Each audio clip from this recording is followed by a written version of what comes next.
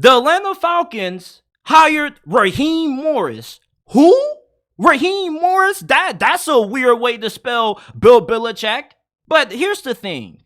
Arthur Smith was a really innovative but bad head coach when it came to this Falcons team. He didn't know how to maximize the talent that the Atlanta Falcons had. Raheem Morris, on the other end, he's a defensive-minded coach, but he does have a good amount of experience on the offensive side of football, and that's something that many people are overlooking about this hire. Arthur Smith was an offensive-minded guy. Raheem Morris is a defensive-minded guy. Everybody was thinking that the Falcons either needed to get Bill Belichick, a proven head coach, or get an offensive-minded coach, and they opted for the latter with Raheem Morris, who I think it's a good blend of both. You have somebody who not only is really good on the defensive end, which the Falcons defense was pretty solid last year, but Raheem Morris could take this unit to a different level. The Rams had a phenomenal defense considering all the young players that they had on that end of the ball. There are so many rookies that had standout performances this season thanks to the coaching of Raheem Morris. And Raheem Morris is one of those coaches that many fans don't know about. And initially, when you looked at the news of this hiring taking place, you probably like, bro, why wouldn't they hire Bill Belichick if they were going to hire a defensive-minded coach? Bill Belichick is older in age. And with Bill Belichick, maybe he may not be able to connect with the younger players that the Falcons have on this team. Raheem Morris, though, is not as bad as a hire as what people may think. All right, and if I was to give this higher grade, I would give it a B-. Yeah, he failed his first time being a head coach in the NFL with the Tampa Bay Buccaneers, but he was only 33 years old. He's 47 years old now, so he's had a decade and some change to learn and reflect on what went wrong in Tampa Bay, and I'm pretty confident that he's a way better coach now than what he was when he first became a head coach. And he also was the interim head coach of the Falcons back in 2020. He led them to a 4-7 record after they fired Dan Quinn, starting out 0-5. He already has familiarity with the organization, the owner, their expectations. The Falcons are not too far off from being a playoff football team. All they need to do is fix the quarterback position, hire a good offensive coordinator, and this can prove to be a really good hire. Many people in the NFL circle, such as players and coaches, they swear by Raheem Morris. They say this dude is a fantastic coach when it comes to teaching players the game, getting the most out of his players. He's one of those coaches that's going to inspire you, and he's going to bring the best out of you. He's not a Mike Tomlin type coach per se, but he has a little bit of the Mike Tomlin qualities that you look for in good leadership.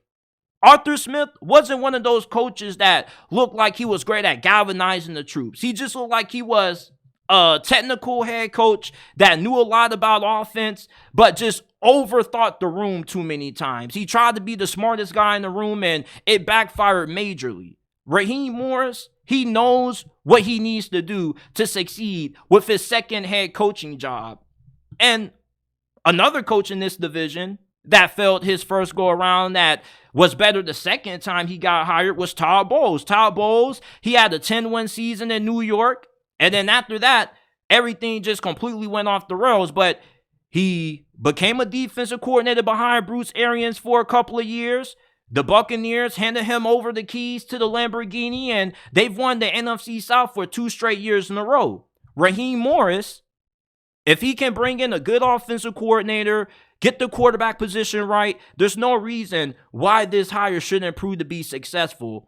This was a pretty decent hire. It's not as bad as what I initially thought when I first saw the news, because when it first was reported that this was who they were going to hire for their new head coach, I was a little bit confused because I thought Bill Belichick to Atlanta was a sure thing. I saw the reports about how in the first meeting he was on the Atlanta Falcons owner yacht and it went pretty smooth and they were bringing him back for a second interview, but I guess they felt like Raheem Morris was a better fit for the culture that they want to build as in comparison to a coach like Bill Belichick. Bill Belichick doesn't have that many years left of being able to coach. He wants to catch the legendary Coach Shula And maybe him and the Falcons just didn't see eye to eye with the personnel, how they were going to run things. And you got to remember that Bill Belichick has been a general manager for his whole entire stint that he was in New England. So if you hire Bill Belichick, you're giving up a lot of control. Raheem Morris isn't a control freak. He's probably going to let Terry Fontenot assemble the roster, and he coaches the talent up. So I like this hire by Atlanta. You know, when I first saw it, I was like everybody else, what the fuck are they doing? This ain't Bill Belichick. This ain't Pete Carroll. This ain't Mike Vrabel. Who the hell is this dude? But I thought about it, and I sat on it, and I believe this is a hire that people need to give the benefit of a doubt. Because there are way too many people on social media who are former players and coaches and are coaching in the league right now that are saying that Raheem Morris is a fantastic football coach. So I'm going to go with the public and what everybody in the NFL circle is saying about Raheem Morris. And he should be able to turn things around, getting this second opportunity. Hell, Dennis Allen went 9-8 his second stint as a head coach with the New Orleans Saints. This dude was very young.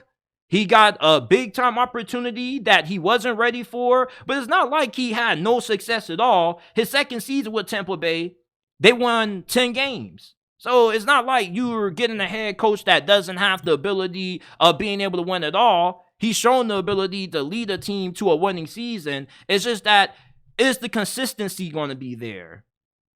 Raheem Morris, you're taking over a team that has a lot of young weapons to work with offensively. You got Bijan Robinson, Tyler Algier running back, Kyle Pitts, Drake London.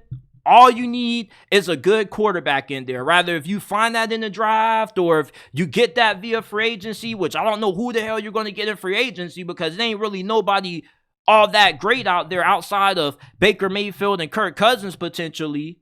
Maybe a Russell Wilson, if you want to draft a quarterback, then bringing in Russell Wilson would be a pretty good move. But if Raheem Morris gets OC and quarterback right, this is going to be a hire that people who were trashing it are going to look back and they're going to scratch their head and they're going to say, you know what? I was wrong. He has great charisma, gets along with the players. All of his former players love him. Jalen Ramsey was tweeting up a storm about how good of a coach Raheem Morris was. Same thing with Brett Coleman. So the people that are in the NFL have a lot of respect for Raheem Morris. And that's the common theme that I hear about Raheem Morris. Every head coach out there always has a lot of respect and admiration for him. He was one of Sean McVay's closest friends. So I believe in Raheem Morris, and I like this hire a lot more than what many people do.